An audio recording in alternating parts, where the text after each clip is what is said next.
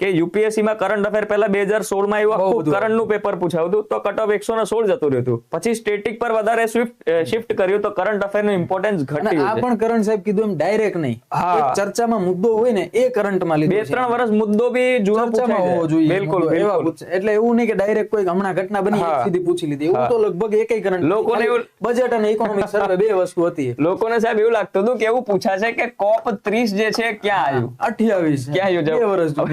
28 પૂછી લીધું સાહેબ. તમે વિચારો કે આપણે જે સ્ટેટિક છે એ એકદમ પાવરફુલ હોવું જોઈએ. હવે એવું નહીં કે 6 મહિના જૂનું વાંચીને કે તો વાર્તા પૂરી નહીં મારા વાલા. તમને ક્લાસીસમાં કાં તો તમે સેલ્ફ સ્ટડીમાં ડિટેલમાં સ્ટેટિક વાંચો, બરાબર. એ સ્ટેટિક હવે કરંટના મુદ્દા જે જૂના હશે એ તમારા ફેકલ્ટી તમને ક્લાસમાં કરાવવાના જ છે, એટલે એની ચિંતા કરવાની જરૂર નહીં સાહેબ. એ સાહેબ એન્વાયરમેન્ટમાં આવી ગયું હોય અથવા તો તમે COP 30 ભણો ત્યારે COP 28 ક્યાં થઈ હતી શું હતું એ ભણવું પડતું. બિલકુલ બિલકુલ એટલે આવી ગયું હોય એમાં.